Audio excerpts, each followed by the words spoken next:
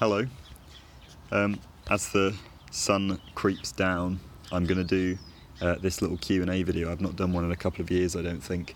So I'm going to start off with questions from Patreon supporters. Thank you very much indeed for donating.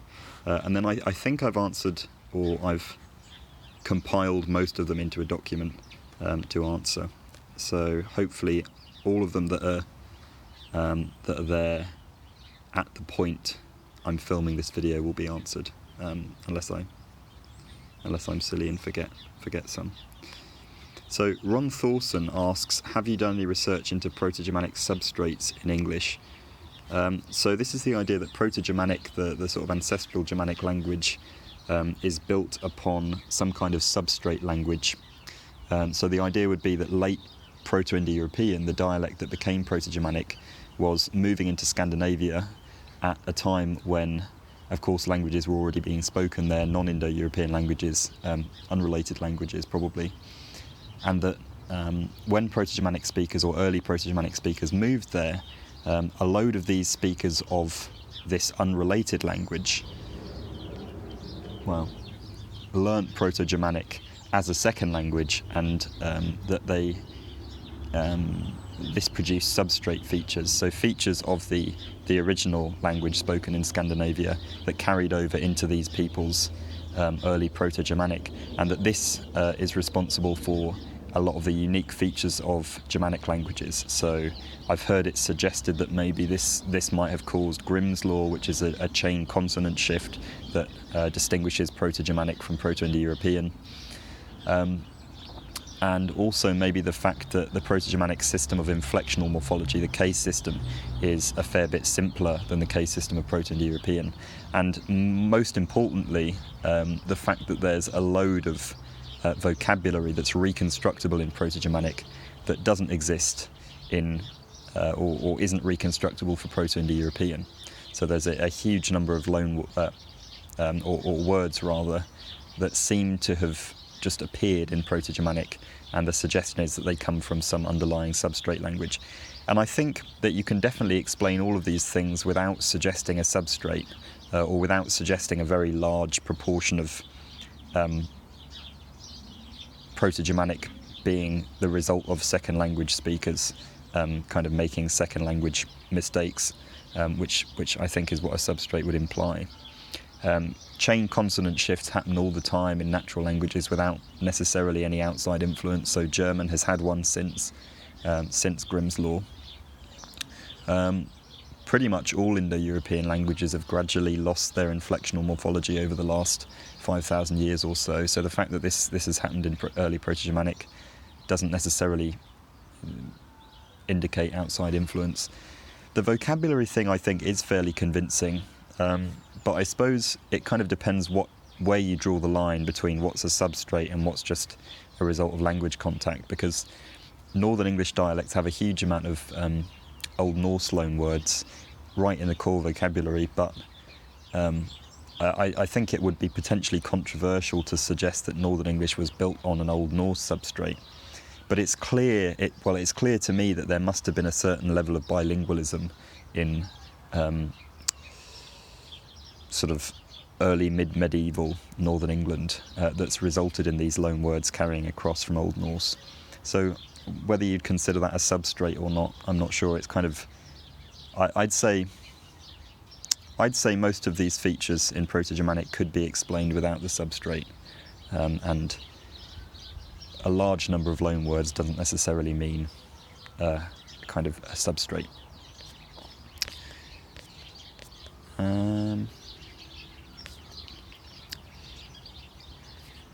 I think that might be the only Patreon question, actually. So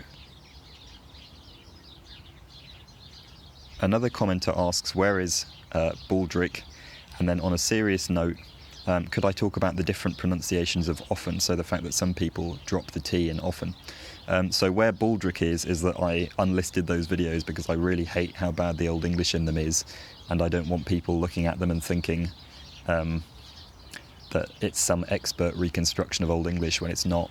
I was probably something like 18, 19 when I made the videos. My knowledge of Old English really wasn't very good, and The main purpose of them was just to show that Old English was a spoken language that would have had a kind of casually spoken form. It wasn't necessarily to present an accurate reconstruction of Old English. The point was more to show people, here's an ancient language spoken as if it's a modern language. But yeah, so the word often underwent the same sound change as the word soften underwent, so the T was dropped. But in some dialects of English, and I think this is one of the rare examples I would point to of, in English, spelling actually influencing the way people speak. This is a rare example of people going back to the spelling of a fairly common word and changing their pronunciation based on the spelling. Somebody responded to this comment that they're from Cumbria and they've always pronounced the T in often as like that. But I think, from what I can think of, I think my Cumbrian relatives don't pronounce the T in it, although I might have to check with my dad. Fill in the blank. If something happens very rarely, you'd say it doesn't happen very often. And this person also says a dive into the dialects of migrants or erstwhile enslaved communities in Britain would be cool too. I agree with that. I think it would be very fun to do a video on some kind of diaspora communities dialect.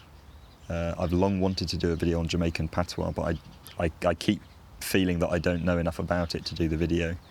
So I suppose that's just a matter of kind of deciding one day I'm going to read up on it and finding a speaker that's maybe willing to participate, which shouldn't be too difficult.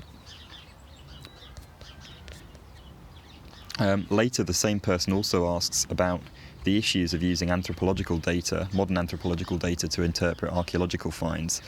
So as you say, the issue with this is the idea that modern hunter-gatherers are somehow kind of perfectly preserved fossils of the Paleolithic, whereas in reality they may get their food in a way that was widespread in the Paleolithic, but they are modern people who are affected by modern issues, who are affected by colonialism. Many or most hunter-gatherers nowadays have been sort of pushed to the margins of the areas where they can find food. So for one thing, that maybe gives us the impression that hunter-gatherers are always kind of scraping a living from nothing, and therefore that people in the Paleolithic must always have been scraping a living from nothing. But really, if hunter-gatherers have, a large geographic range to explore, they would probably be fine. They'd probably be perfectly comfortable. They know where the food is. They know how to get it. So that's just one example of something that, an example of where it can be dangerous to overinterpret or overuse modern anthropological data to interpret archaeological remains. There's quite a few questions asking for book recommendations, so I might do those at the end. Kafka Coded asks, what's a language that you find very interesting but you haven't had time to tackle yet? I really like Polish. I've got various people in my social circle are Polish or Polish speaking, but it's one of those where the inflectional system, the case system, is so complicated that I struggle with the case system of German, which I've been learning since I was like 11 or something. So the idea of trying to learn Polish, I think it would take more time than I have at the moment, but it would be very interesting to try at some point. Somebody asked, besides language and linguistics, what other interests do you have? I like making films, I like birds, although I'm not sure what these are. I don't know if you can hear, I imagine you can. But yeah, I like birds, I like walking and rock climbing.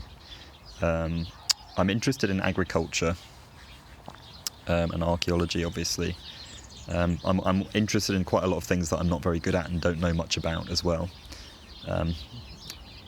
So I would be reluctant to describe myself as interested in certain things just because I don't know much about them, even though they are interesting. Somebody asks, can we expect any more videos with a premise similar to trying to learn some Polish using Google Translate? I did really enjoy that and I found that very interesting. I'm hoping at some point to arrange a similar thing with a Mandarin speaker that I know.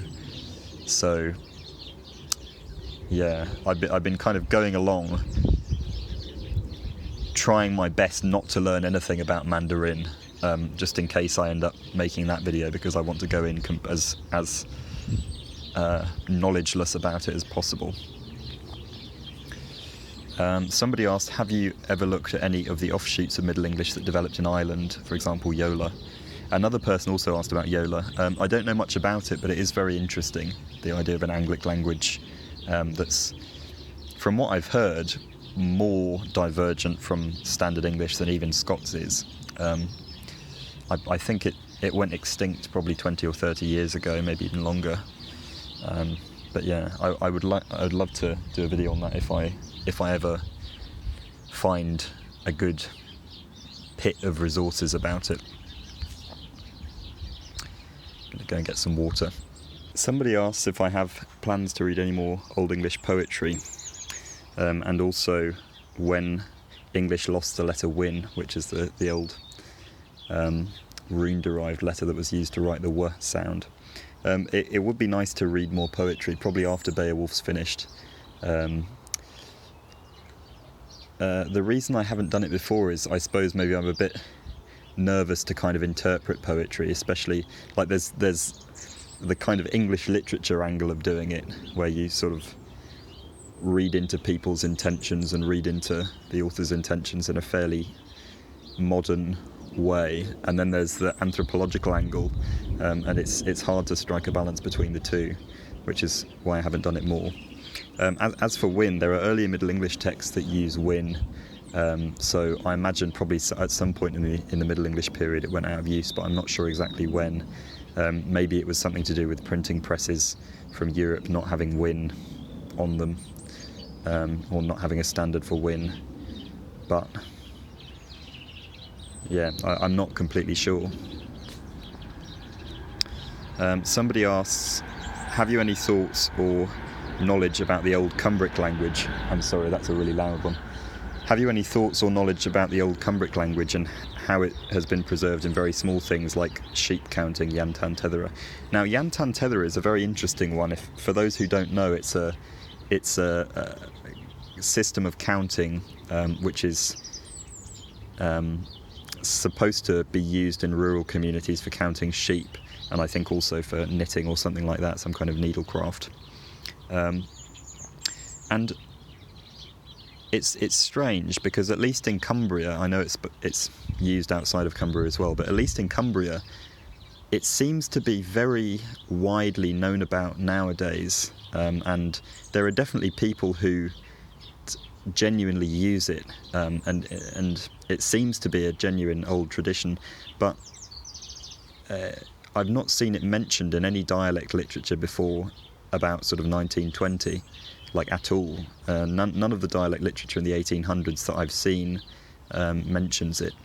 So it's a weird one. I'm not really sure what the history of it is. I'm not sure if maybe it's mentioned in dialect literature from other parts of the country and it kind of spread into Cumbria later, or maybe early dialectologists just didn't pick up on it for whatever reason. Their informants didn't tell them about it. The only exception is yan, the word for one, and this, even though it's kind of moulded into the Celtic-derived Yantan Tethera system, yan actually shows derivation from Old English arn. So, at least in Cumbrian, the Old English vowel r, or early Middle English long r, either from Old English long r or from open syllable lengthened Old English short r, becomes ya, especially if it's at the start of a word. So this is what you would expect the Cumbrian survival of the Old English word arn to be. But apart from that, yeah, the numbers seem to be Celtic derived. They seem to have been kind of reorganised or reinterpreted so that they rhyme with each other. It's very interesting. Somebody asks, there are lots of unknowns in both archaeology and historical linguistics. If you could know the answer to any one current unknown, what would it be? It'd be very interesting to know if Neanderthals had languages. I'd say that the weight of the evidence at the moment, from my perspective, kind of leans towards that they probably did. So they probably had a similar kind of ear sensitivity to modern humans, which is obviously very important in picking apart fine frequency differences, which you would use to make the differences between consonants and vowels in speech comprehension. Their hyoid bones, which sit around the larynx, were pretty much the same shape as modern human hyoid bones, and famously they have a similar copy of the FOXP2 gene to modern humans, but the FOXP2 gene regulates things other than language as well, and language is regulated by genes other than FOXP2. So none of these things are dead giveaways on their own, but in combination with each other they do suggest that Neanderthals probably had some kind of complicated vocalization system, which sounds like language to me.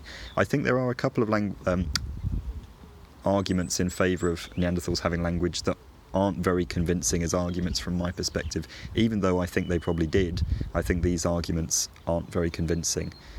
So arguments along the lines of Neanderthals hunted in groups, or Neanderthals taught each other to flint knap, so they must have had language because you couldn't do that without language. And I think with the flint napping thing, I think there are studies that show you can teach modern humans to flint nap with the Levallois technique used by Neanderthals without talking to them. As for the hunting thing, I don't know how you would model that experimentally, but it's also possible that Neanderthals had better procedural memory than modern humans, or they had better executive function than modern humans. The fact that modern humans might not be able to do something isn't an indication that Neanderthals couldn't do it, because ultimately,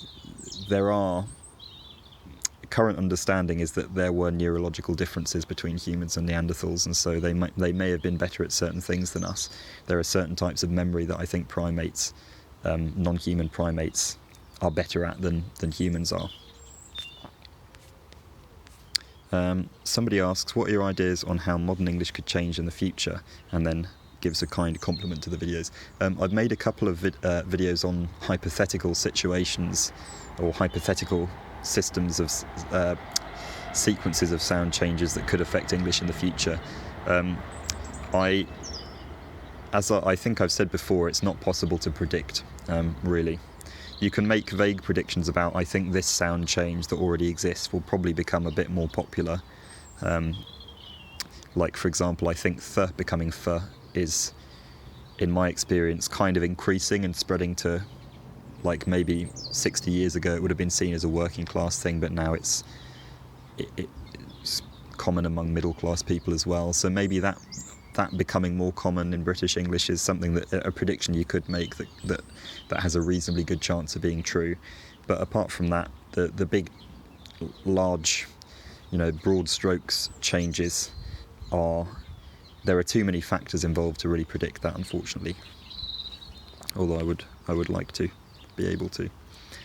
Somebody asked, would you ever do a video on Hiberna English, all the Anglic languages of Yola, and Fingalian, I think it's pronounced. I've never actually heard that said. So Yola I've already answered. The Hiberna English thing, I would be very interested to do a video on Hiberna English, because it's at a cool intersection between, it's conservative in some ways, it conserves a lot of features of early modern southeastern English. It's innovative in a lot of its own ways, and it's also spoken by many bilingual people who also speak a Celtic language, so it's a very interesting kind of linguistic intersection, and it's another one of those things that I'd want to learn more about before I started talking about it. But it's, definitely something I'm interested in doing at some point. Can you tell us a bit more about how you research the topics you make videos about? So I've normally read some article, or I've read something in a book while researching for another video, and then I make a note of it, and then often if it's an article it will have references. Obviously if it's a book it will often have references as well, and what I'll do is I'll just dive into the references and read through different papers in the references, and I think it's Google Scholar. You can sometimes see who has cited an article, so that can be helpful as well. Google Scholar is a very good tool for that kind of thing, because you can put in search terms, and you can also adjust by years. So if you want to see what the state of the field was like in the 1950s or something, you can look at that. If you want to see what, if you want only articles from the last 3 years, you can also do that. So that's a good way into it. Unfortunately, it's one of those things where the older a paper is, the more likely it is to be behind a paywall. So I'm in the lucky situation of being attached to a university at the moment, so I can circumvent those paywalls. Thankfully,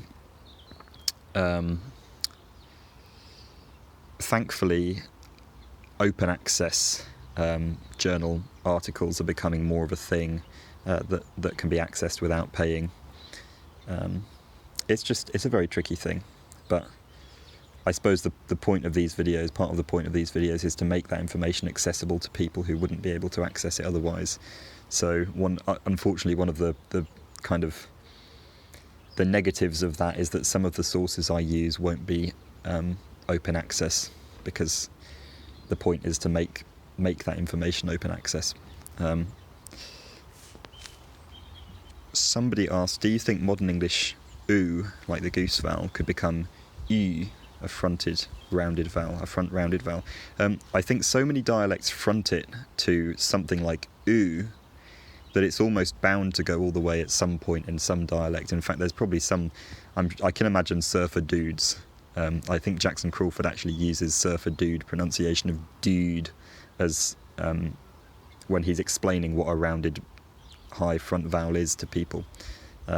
So I certainly think if it's not already reached that point in some dialects, it certainly will.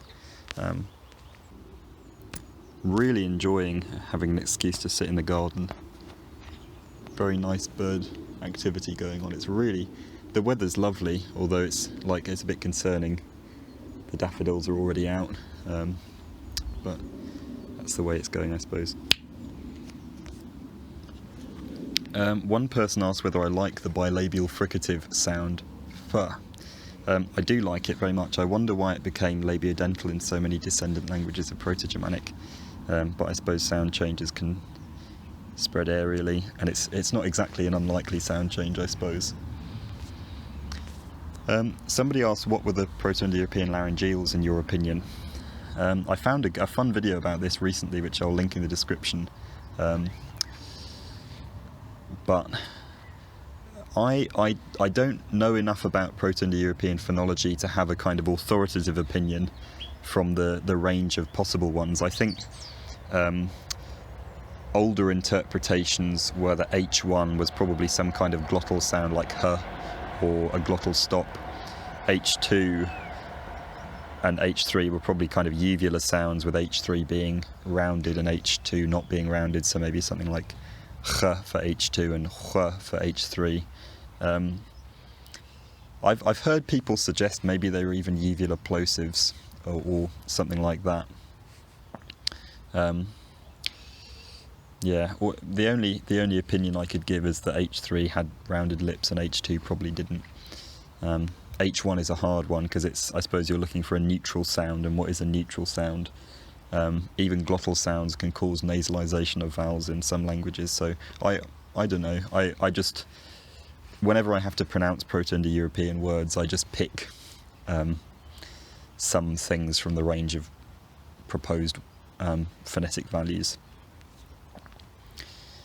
Somebody asked, would you be interested in doing a video on the dialects of the Midlands and how they differ from Standard English? I would. At some point I'm hoping to do a few big videos on broad dialect areas, so one on the West Country, maybe dividing the Midlands up into different subsections, using the Alton Dialect Survey from the 1960s. So yeah, it'd be very interesting to delve into that, because I know there's a lot of pride, particularly around the West Midlands. There's a lot of pride in local dialects.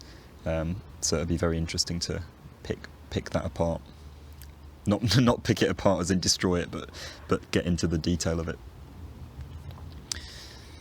Somebody asks, which is the rarest phone in current languages? I don't know what the rarest phone in modern languages is. It's like, I suppose it's really hard to answer what the rarest anything is in any field, because really the rarest one probably isn't recorded, because there are several thousand languages on Earth, depending on how you divide them up, and many of them are completely undocumented. Yeah, they also ask whether I have a favourite letter. I don't think I do have a favourite letter, honestly. I'd be making it up if I said I did, but that's maybe something to think about. Somebody asked, what's your favourite fringe linguistics theory that's probably not true, but you like the craziness of it? I like the question. And this is maybe, I don't know if I'll get attacked for calling this a fringe theory, but I like the idea that language just appeared. This isn't me attacking Chomsky, but I do like the idea that language appeared in one kind of jump as a result of one genetic mutation, because although it's as I understand it, is at odds with the field of genetics, it is kind of interesting to think about the implications of it. So I don't think it's true, for the record. I don't think it's true at all, but it would make for a good kind of film plot, the idea of a community of speakers. Suddenly some of them had this language gene and could talk to each other communicate with each other on a much higher level all of a sudden. I know that's probably not what Chomsky meant when he suggested that, but yeah, just thinking about the implications of it is kind of fun. Somebody asks, if nonroticity didn't start to appear in England and Wales till the 18th century, why do you think we still have it in some American Englishes, like Black English, New England English? I think so nonroticity can arise on its own, so it's possible that it just arose on its own in these American dialects. It's also, I think the earliest descriptions of nonroticity appear in the mid to late 1700s. So if that's when the earliest descriptions are popping up in, presumably in the speech of fairly educated speakers at that point, there's a good chance that there were non-rhotic dialects of English, especially southeastern English, earlier than that. So I wouldn't be surprised if there were non-rhotic dialects in the late 1600s, for example. So it could just be that those dialects were the ones that became predominant or dominant in North America. As for African American English, I think a lot of the features of African American English are just kind of divergent features of English. So in the same way that some New England accents are non-rhotic, some AAV accents are non-rhotic, I think it's probably fairly straightforward. And they ask, inversely, what region of England specifically held out and remains rhotic to this day? So the southwestern kind of tip of England, the southwestern pointy bit, the West Country, is an area that's famous for having rhotic speech, and also a little pocket of Lancashire around Preston. People there also speak rhotically, but realistically, people from all kinds of rural areas of England speak rhotically. My grandfather speaks partially rhotically, and he's from Cumbria. I've known older people from Hampshire in the southeast that speak partially rhotically. The areas highlighted on maps of rhoticity in England really are not the only places where rhotic accents exist natively. It's just that in other areas like Hampshire, probably the only people with rhotic accents are very old, and there aren't that many of them. So that's why they're not listed on these maps. But until very recently, rhoticity was extremely widespread across England. Listen to the recordings from the Alton survey, and you pick a random one, and there's probably some rhoticity in the speaker's speech. Yeah, a lot more widespread than kind of standard descriptions would have you believe. Somebody asked, given the recent findings by Gretzinger et al. That modern English people derive up to 43.1% of their DNA from continental West Europeans, is there any archaeological evidence to support a mass migration of those Europeans, perhaps Franks or Normans, into England? Now, the Gretzinger paper is a very exciting one, and one of the authors on it is actually Duncan Sayer, Professor Duncan Sayer, who I did a video with a while ago about a book he released a couple of years ago. Well, probably 4 or 5 years ago, actually. I don't know if there's any archaeological evidence to suggest a sudden mass migration of southern or Western Europeans to Britain, but from what I can tell, the paper doesn't suggest that either from a genetic angle. It suggests a steady introgression of genetic material from somewhere like France, not necessarily France. I'll correct myself on screen if I'm wrong, but I think the genetic material corresponds most closely to modern French people, but it may not. That doesn't necessarily mean it's from France exactly. But it suggests a steady introgression of this genetic material, probably from the migration period shortly after the Romans left onwards. So rather than it being a big migration or an invasion. The suggestion is more that there were just people migrating from somewhere like France to Britain, and that makes sense. It's the closest landmass to Britain, so is the closest part of continental Europe to Britain. So it does make sense that that's where a lot of immigration would come from. Somebody asked, is it possible to trace personal names back to Proto-Indo-European? So there are plenty of dithematic personal names in Germanic languages that might well trace back to Proto-Germanic. So there might have been a Proto-Germanic name, Hrothywulfos, which is the ancestor of names like Rolf and Rudolf that show up in a lot of Germanic languages. But I don't know if there's anything like that reconstructible for actual... Oh, Robin. Very close. If I turn the thing around, will it... Oh, maybe you saw it, maybe you didn't. I think it was probably out of focus. If you wanted some pointers, maybe early attested Indo-European languages like Hittite and Sanskrit almost certainly have some names that come from Proto-Indo-European, and of course there are some deity names that can be reconstructed with a reasonable amount of confidence. So it stands to reason that there probably are some personal names that date back to Proto-Indo-European as well. Do you think people need to preserve and develop endangered languages, or there's no use in it and we should just let them go and use major ones? Well, this is more of a political question than a scientific linguistics question, which is fine, of course. I personally think that cultural diversity is a beautiful thing which we should strive to preserve, and linguistic diversity is part of cultural diversity.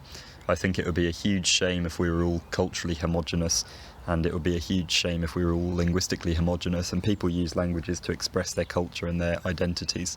So, although of course if a language is just completely dying out on its own, 5 elderly people speak it and they don't really care if it dies out, then, it's kind of their decision whether they fight to keep it alive or not. But yeah, I think in general preserving these things is good. There's all kinds of complicated political things about the nature of that preservation, though, because I know there are plenty of people learning Irish as a second language as part of the initiative to preserve it, and I have heard native Irish speakers say that it annoys them that people are calquing constructions from their first language into their second language Irish, and they're making it sound more English, or they're making the word order kind of not I mean, this is what a substrate feature is. It's somebody learning a second language and then importing features from their first language into the second language. So I think that's a natural part of language development, but I can certainly see why a native speaker would be annoyed at somebody learning, for example, Irish, and then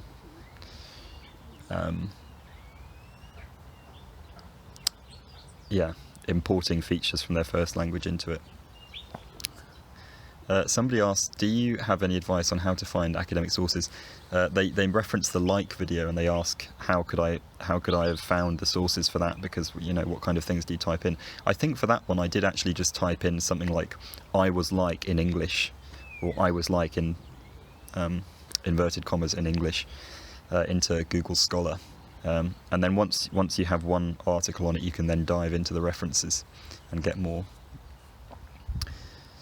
What are your thoughts on using AI to decode languages, like the AI that was recently used to help decode some cuneiform script?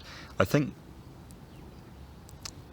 the human brain is a massive pattern recognition system, and so it stands to reason that a good enough artificial pattern recognition system could do just as good a job at that, if not better job, than a human brain can do. So I think it's fine. I think you always have to be careful of kind of black boxes and things, algorithms where you don't know exactly how it's making its decisions.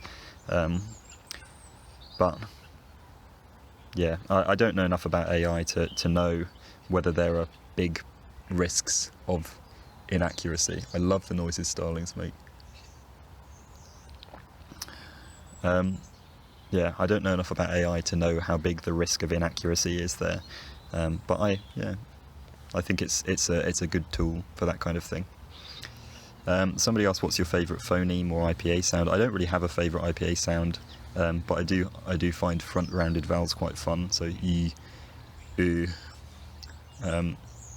Somebody asked, have you read the first epistle of John or any other book of the New Testament? If so, what's your favourite? I haven't actually read the Bible other than bits that I've read in Old English, although I would like to at some point, because of course it's a very influential text that a lot of people have opinions about. Somebody says, can you give us a quick summary of what you're focusing on for your PhD and when you'll be scheduled to finish? So I'm not actually doing a PhD at the moment. I've just submitted a proposal. Hopefully it will be drawing together phonology and cognitive neuroscience to try and use neuroimaging to test certain ideas about phonology. But I never know I never know how much stealing other people's ideas is a thing. So not that I think the asker would ever do this, but I don't know if some random academic is going to see this and be like, "Oh, pinch that." I doubt they would do that, but maybe just to play it safe, I'll keep it under wraps for the time being. Although I would like to talk about it. And yeah, if I were to get onto that program, I believe I would finish in about 4 years, maybe 4.5 years from now, although these things are variable, I think. Somebody asked, have you ever made constructed languages? I did try to make a hypothetical Paleolithic language for a little story once, but I found it very difficult just because I think I kept convincing myself I wasn't going to finish the story, and therefore that it was pointless to be designing the language. But it would be fun to get back into it at some point if I have time. Somebody asks, some people claim that English isn't a Germanic language because of all the Latin influence. What do you think about this? Is it a fair comparison to say that it's like saying Romanian isn't a Romance language because of all the Slavic influence? I don't know much about Romanian other than that a lot of English people assume it's Slavic because of where it's spoken. But I don't think there's any mainstream academic objection to classifying English as a Germanic language. So the French and Latin have had almost no impact on the morphology of English, in fact none at all as far as I know. Almost no impact on the syntax of English, and almost no impact on the pronunciation of English. So the only thing I can think of there is that I think the oi sound, the oi phoneme, only occurs in French loanwords. Or loanwords from other languages, so that was probably a loan from French. But apart from that, most French or Latinate influence on English is in the vocabulary, and although if you go through a dictionary, most of the words in it, or a majority of the words in it, might be Latinate, the words you actually use, weighted by frequency, how often you use them, are almost all derived from Old English. Well, no, not almost all, but a huge number of them, a majority of them, are derived from Old English. So Old English, a word dating back to Old English isn't the rare thing that some people sort of paint it out to be. So tree comes from Old English, grass comes from Old English, head comes from Old English.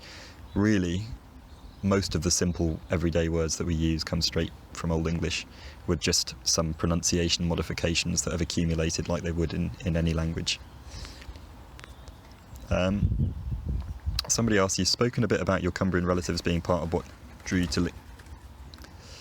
to linguistics, but I'd love to hear how you got into archaeology. I can't honestly remember how I got into archaeology. I know I initially debated what I was going to try to do a degree in, so I was thinking something like English Lit, and then I thought, well, what am I going to do with it? And then I thought animal behaviour, and I thought, I don't know what jobs there are in that. So I took a year out and worked, and then, I can't remember what drove me to do archaeology in the end. I was always interested in like paleoanthropology and stuff, so I suppose it was probably just deciding that seemed like something there was a career in. Somebody asked, what's your view on the debate on whether Scots is a separate language from English? So this is another one of those that's mostly a political debate. So within linguistics, there's not really a hard dividing line between language and dialect. I would say, for political purposes, Scots many Scots speakers feel culturally quite removed from English speakers and would like to be respected as such, and they do speak a language which is unintelligible to most English and British English and American English speakers. So from that perspective, I think it is a separate language. But again, that's more of a political question. Within linguistics, you would just describe the reality of there's kind of largely one-way intelligibility. English and Scots are clearly closely related. They have different phonology. They have different sentence constructions, different syntax. Somebody asks a question I'm very interested in, which is how do the phonetics of whispers work? How do you voice sounds? Can all languages whisper? I don't know much about the phonetics of whispering. I had assumed when I was a teenager, I wonder if a pigeon has tried to drink my tea. I'd assumed when I was a teenager that it was just pronouncing all sounds voicelessly, so without the larynx, without the vocal folds vibrating. And although that is true, there is still a voicing distinction that's maintained while you're whispering. It's just a lot less obvious. When I say there's a voicing distinction, it's not that there is actual laryngeal voicing happening. It's just that there is a distinction between what would normally be voiceless and what would normally be voiced sounds. So if I said, there is a difference where one is, I don't know if you'd call it fortis, lenis or something like that, but there's a difference where there is an acoustic difference between the two, even though the voicing is gone. Beyond that, I don't know much about it. I imagine in a language where tone has a very high functional load, so where you rely on tone a lot to understand what people are saying, whispering might be less intelligible, but that's just me assuming. But then again, a lot of those languages you can whistle speech, which you can't do in English because tone doesn't have a high enough functional load. Intonation doesn't have a high enough functional load in English. So I imagine it's a kind of trade-off thing. Somebody asked, what's your thought process behind the camera position emulating natural conversation? I think I just started off having the camera at a bit of a distance because I didn't know how to film in a conventional way. And then, yeah, I started off making videos in my room, and it was just easy to put the camera on a mug or something in front of me on the windowsill. And then since then it's just developed, I suppose. I mean, what's this like? What if I were to do that? I wonder if that's better. Somebody asks, are you particularly fond of any one historical period apart from the Anglo-Saxon period? And will you still make the third Old English conversation video? I like the Paleolithic, obviously that's a very broad one. And I also like Cumbria in the 1700s and 1800s. I'm very interested in that culturally. And there's a lot of fun stuff written in the dialect from that time period. And I'm making a short film spinning off from the Anglo-Saxon conversation videos, which will hopefully be more serious and have less mistakes in it. So I'm hammering away at that, trying to make sure that I haven't made any mistakes. And I'm hoping to release that in the next, well, I won't say a time period, but hopefully very soon. But thank you for keeping up to date with it. Somebody asks, hi, so I'm from Cumbria, soon to be Cumberland. Love your videos on dialect change over the centuries. Thank you very much. How much do you think is down to class a little down the line? Well, I think dialect change is very often down to class. I think that the reason potentially that a lot of West Country accents have features in common with London accents from 300-400 years ago is probably because London accents were considered high prestige, and maybe those prestige accents slowly spread out into the countryside. That's just a suggestion. That's not necessarily what happened. Do you play video games? What are your favourites, if any? I don't have time to do that anymore, but I used to play a select few. I really liked Red Dead Redemption 2 because of the effort that was put into the environment and all the animal species and how they interacted with each other. And it really did feel like you could have you could do fun things and run around and find animals and stuff, and it was, lots of fun things that you can't necessarily do in real life. I think there's a lot you can do with computer games. It's a versatile little kind of art form. And finally, a bit of a general question: what are your thoughts on constructed languages? I find conlanging very interesting, but I don't know much about any specific ones, unfortunately. But yeah, I'd be interested in looking into the processes people use a little bit more at some point.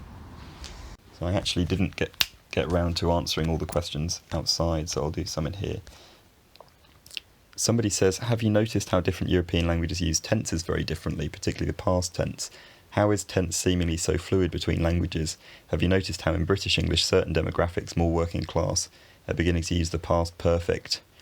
I've seen him walking down the road, where in proper English you'd say, I saw him walking down the road.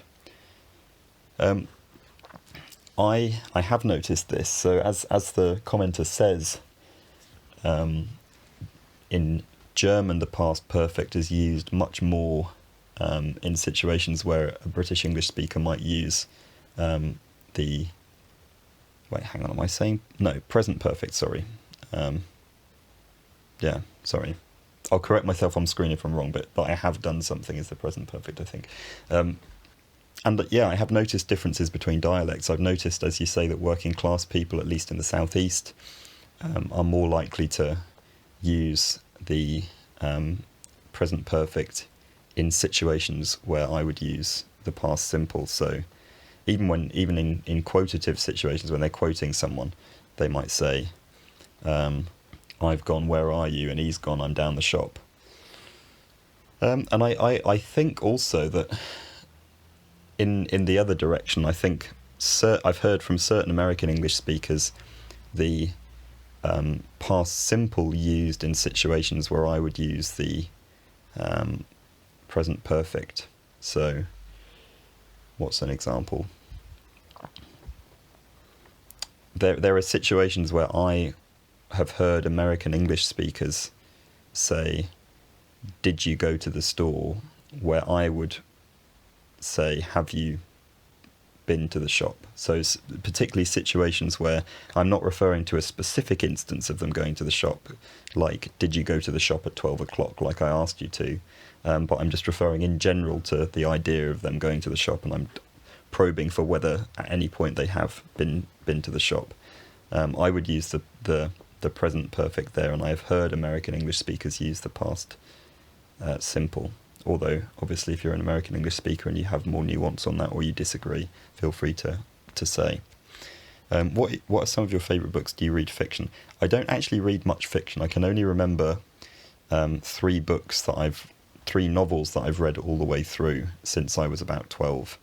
One of them was a set text for English at school, which was To Kill a Mockingbird, and one of them was The Wake by Paul Kingsnorth, and one of them was Shaman by Kim Stanley Robinson, and I really liked all three of those for different reasons. I do sometimes dip into books, so I'll dip into The Wake occasionally just because I really like the way it's written. I'll pick up Dickens books off of the shelf and just read one or two paragraphs just because I really, really enjoy the way he writes. But in general, it's one of those things where I don't have enough time to do the things that I want to get done anyway. So given that I get along perfectly well without reading fiction at the moment, there is no point in me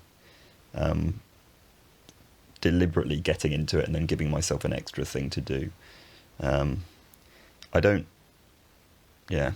And another thing is that I feel like my taste in storytelling is kind of misaligned slightly with maybe the average. I'm sure everybody's taste in storytelling is misaligned with the average, and I'm not suggesting that I'm particularly unique, but I feel like unless it's done very well, I tend to kind of shy away from books that put too much of an emphasis on every scene has to progress the story or progress the characters in some way. I really like books that just kind of indulge, and they're kind of anthropological, and they indulge in the characters and they indulge in the setting. And also books that have a realistic setting that attempts to mimic reality. And that's partly why I like books that indulge in the characters and just let them talk and let them be themselves, because that's that aligns more with my experience of reality. That's what people do. They just kind of enjoy themselves a lot of the time, solve problems. Not everything everybody does is related to some kind of main goal in their life, at least not from my perspective. And I like to see that reflected in fiction, although I realise that's just my preference, and not everybody's preference aligns with that. Another thing is that if I feel like I'm being directed to think a certain thing about characters, or directed to think a certain thing about a situation, even if that is what I'd normally think about that situation in reality, I kind of shy away from that a little bit, because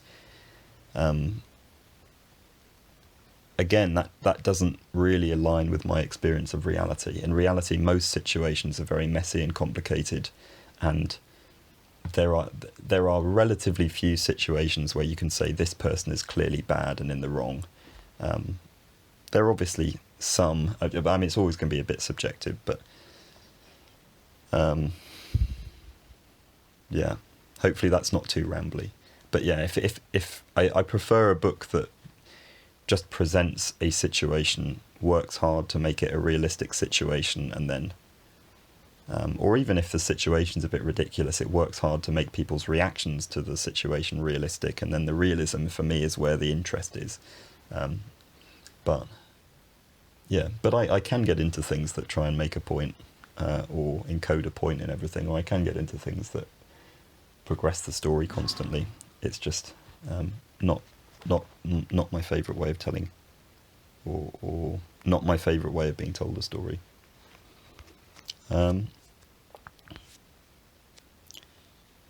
And finally, somebody says, I've been very interested in the topic of a prefixing, so I'm a coming, he's really a staring at that picture, specifically how it came to be used historically.